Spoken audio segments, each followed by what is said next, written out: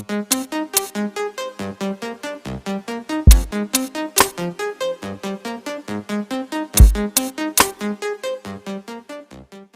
today we're gonna continue doing some maintenance in the bike. So today I'm just gonna do brakes, and not brakes. I'm not replacing pads. I'm only replacing the brake fluid.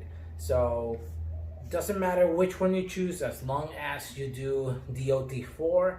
You can do higher if you want to. Maybe you are more focused in track and you want to have a higher boiling point. In my case, I don't care about that right now. So I'm just gonna do DOT4.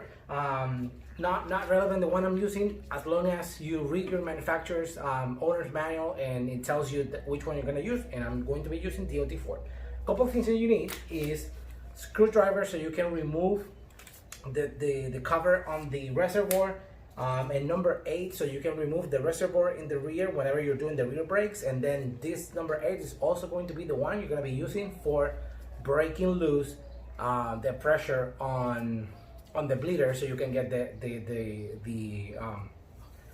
brake fluid out. Well, tons of ways you can do it. You can do it with the vacuum bleeder, so you can open the bleeder and then just have a vacuum connected, and then you don't have to start like closing, opening. Or you can do it the old-fashioned way, which is open close with just this wrench. And I'm going to be adding this hose to the bleeder, and this way I'm just gonna be disposing the old fluid in a cup. I was gonna mention is, why do you want to change it? And what are the intervals? So normally you want to replace your brake fluid whenever you see that it get this color and it doesn't have that right amount of like clarity to it.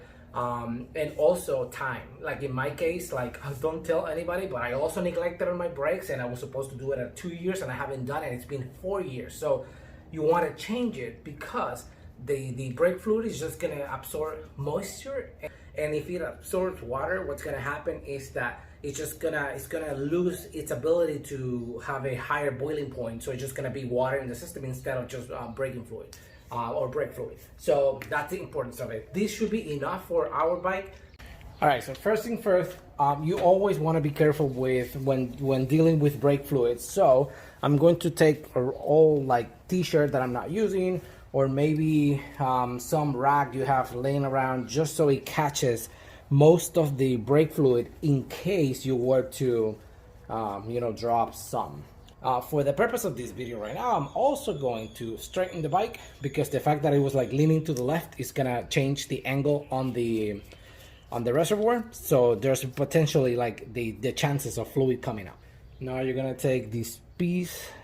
I'm so curious to see how this. I'm actually gonna pry just a tiny bit. You see there's a. See, if you were to do it super quick, it's just going to be like splashing around, and that's not. So now this is the diaphragm. I'm just gonna put this away too.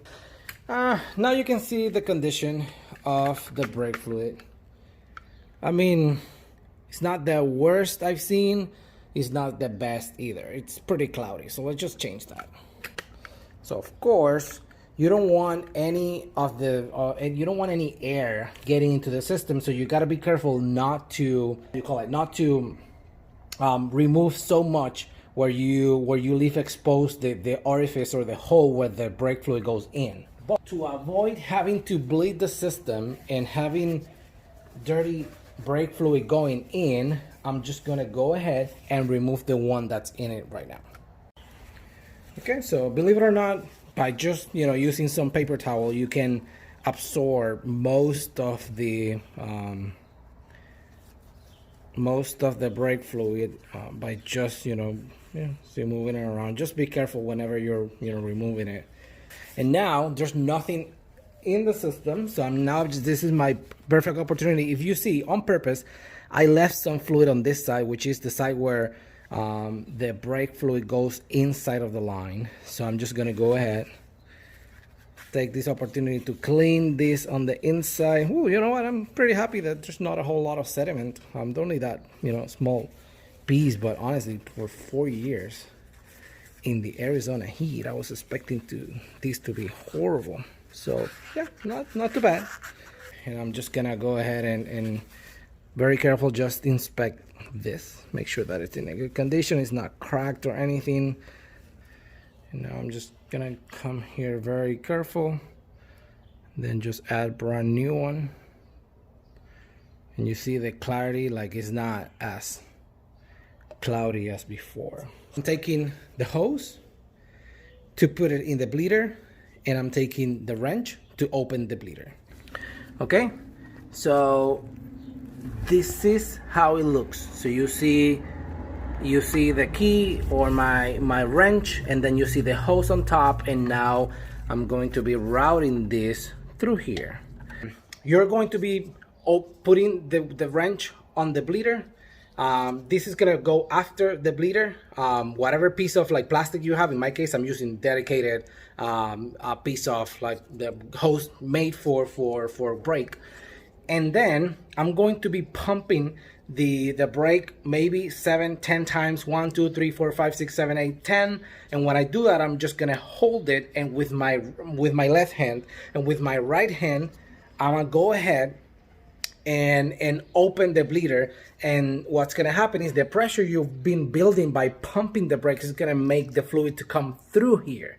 So when that happens, the brake fluid is just gonna go into my cup, and then the level on the reservoir is gonna start dropping. So you wanna keep an eye on the lever on the reservoir, because you wanna make sure that you're not introducing air in the system. So you always wanna keep it filled up. I'm just going to come here, and then you see this is the bleeder where I have my finger. So what you want to do is the reservoir and the master cylinder, it's on the right side of the bike if you were to be, you know, sitting on it, right? So okay, I just removed it. It just went flying, so I'll pick it up later. So that's the bleeder. So what I'm going to do is inserting my number 8 in here. This is so inconvenient. Like, this bike makes it so hard. Jeez. All right. So what I like to do is to ensure that I have enough clearance to do this. You see, if you see on the inside, you see where my trusty. Actually, I've never done the brakes on this bike. I know how it is, but so I'm just gonna try a different way. So this is what I'm going to do.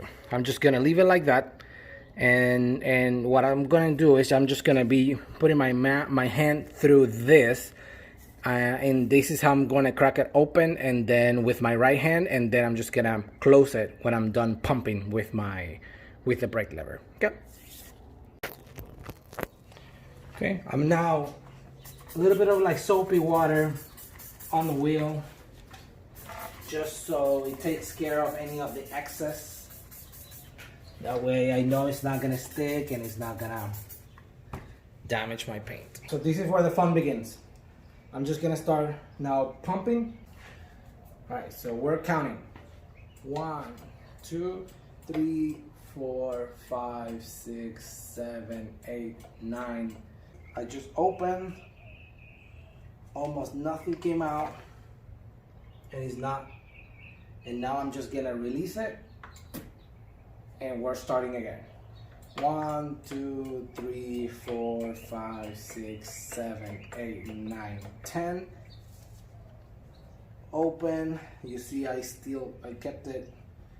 Now some liquid is coming out. Close the valve again and restart.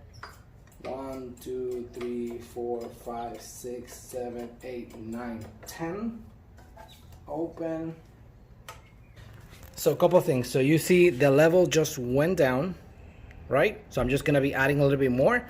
And now what I'm looking for is for clean liquid or clean brake fluid to come out of the system. It's kind of going back away, but there's liquid under pressure, I guess, on the hose. And this is how it's coming out now, and you can see the condition on the brake fluid on the cob. So it's a little bit yellowish, but honestly it looks more yellowish on the video than it looks in person, so it's not bad. It's pretty, pretty clear.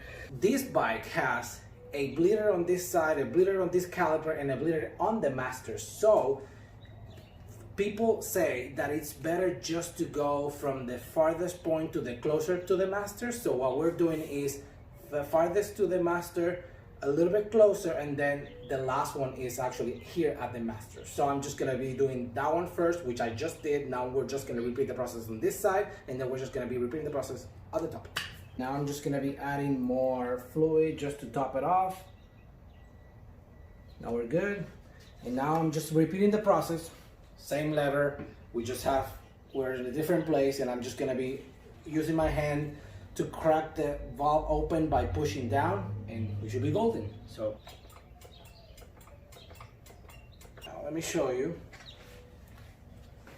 After pumping several times, this is what I got. It's not bad. I mean, it could be more transparent, but it's not even cloudy, so it's not bad. All right, so now we got to the point where we are now bleeding at the top of the master. Here you can see the master. So this is the bleeder on the master.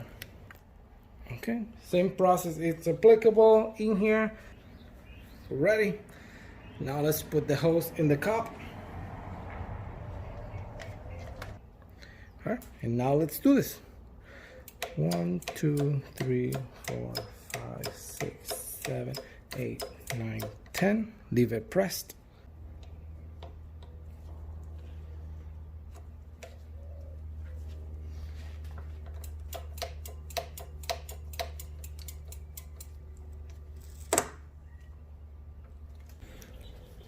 All right, so this one is definitely more trickier. So I'm just gonna refill it again. I just did it once off camera. Okay. I'm just gonna put this like I did before on, and let's just do it. 1, 2, 3, 4, 5, 6, 7, 8, 9, 10. I'm just gonna open it from here, from the bottom.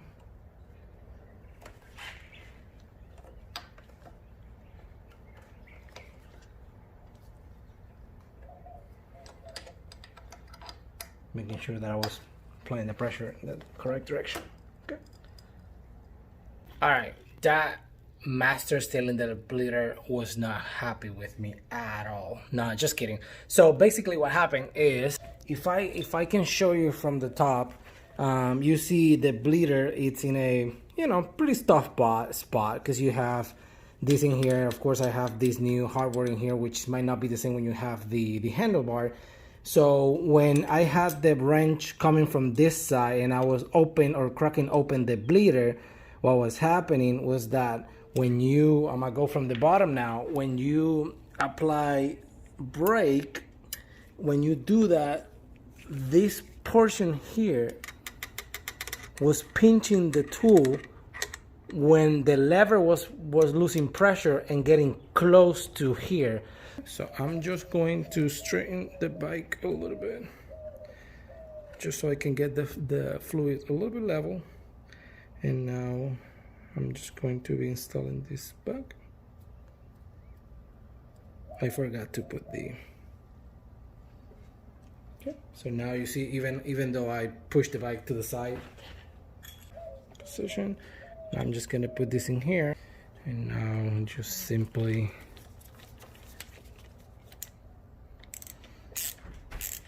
okay, so it's almost, I think this is the tightest you can get. You don't have to strip it. Come back one more time. All right, so my camera is inside the wheel, and you can see both bleeders. You can see this one right here. This is the left side if you're sitting on the bike, and then the other one in the front. So I'm just applying pressure to my brake lever, and I don't see any fluid. I don't see anything. I'm actually gonna apply a lot of pressure now. This is my life, so I really want to make sure that this is done perfect. Cool. So all right, so last step of the puzzle is to do the brake in the rear, which is this reservoir that's inside here. This is pretty easy to get to because you can just like pull this to the side and then you can just bring it out by just removing an 8mm bolt.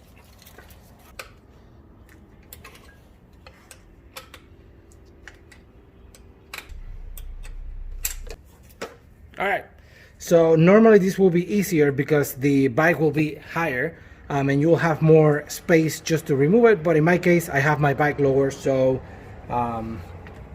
it's a little bit more work for me. Same process.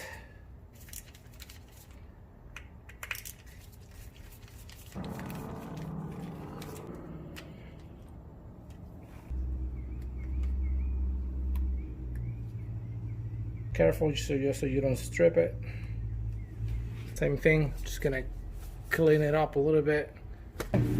Same process as before. I'm gonna go ahead and dump this paper towel inside. This one looks, oh, wow. Yeah, this one didn't look as clean as the other one. You can see that. That's like definitely like no. All right, so I'm gonna do the same and try to leave some in that area. I'm just gonna take this clean paper towel and then just clean the area. Perfect. This is clean.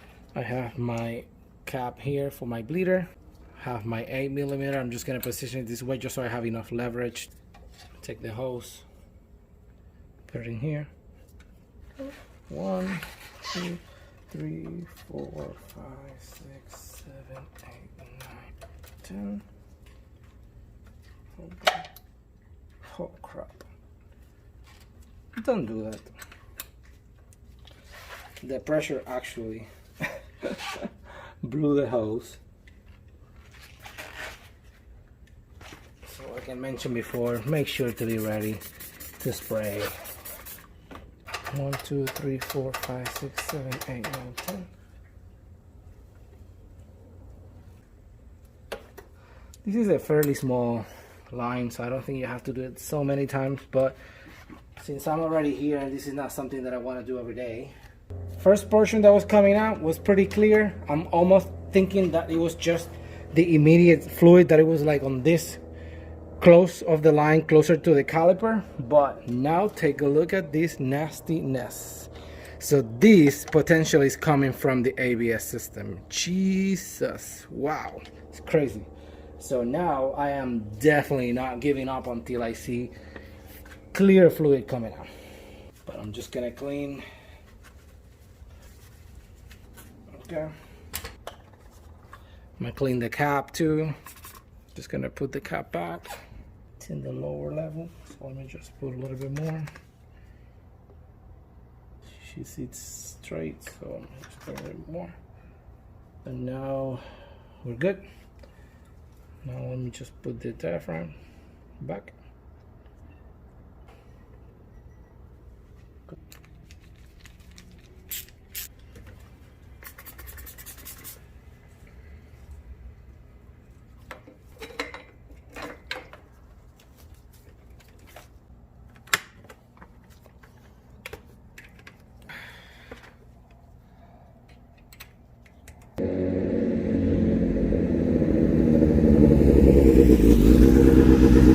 All right, so we're done. Brakes are done. You saw how nasty the liquid was, so that means you have to change your brake fluid at least on the interval, which is 2 years. Most of the brake fluid was in pretty good shape for me.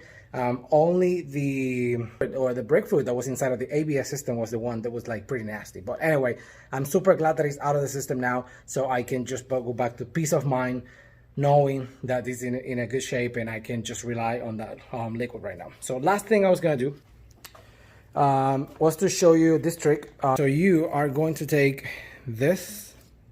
If you don't have a hole in here, it doesn't matter, you can just grab it through here just to apply some pressure. The reason why you want to do this is because if you have any concerns of having enough pressure in the system, this is going to help you to keep pressure in the system. Any bubbles that are inside of the hoses, either like on the left side or the right side, or maybe just on the way to the top of the reservoir, They're lighter than the actual liquid. So what this is gonna do is the pressure, they're just gonna bubble up. I'm gonna come back tomorrow, cut it, and release the pressure, and the bubble should be here, if any. Cool. Okay, so that's it. Brakes are done. All things that I wanted to mention is, if you have like way too low of a fluid, it's always good to check how much pad material you have left, because maybe the reason why you have less fluid is because your pad material is very thin. So that means you need to change your pads, and when you change your pads, the liquid or the brake fluid is just going to come back up. So, and at that point, if your brake fluid is in a bad condition, then you go ahead and replace it. Same thing we did today, but it might require to change the brake fluid. Also, if you have very low, very low brake fluid in the system, but your pad material is a lot, then you probably have a leak, or you might need to add, maybe the last time you changed the pads, you didn't you didn't check the fluid or something. So just check for leaks. That's very important. And then tomorrow, or the next time before I ride, I'm just gonna go ahead and take a quick look at each of my bleeders, apply some pressure, make sure that there's no brake fluid coming out, and that it's another insurance that things are, pretty well, and I still have pressure in the system. Cool. So if you have any questions, leave a comment, and thank you again for all the feedback. Very much appreciated. Thank you.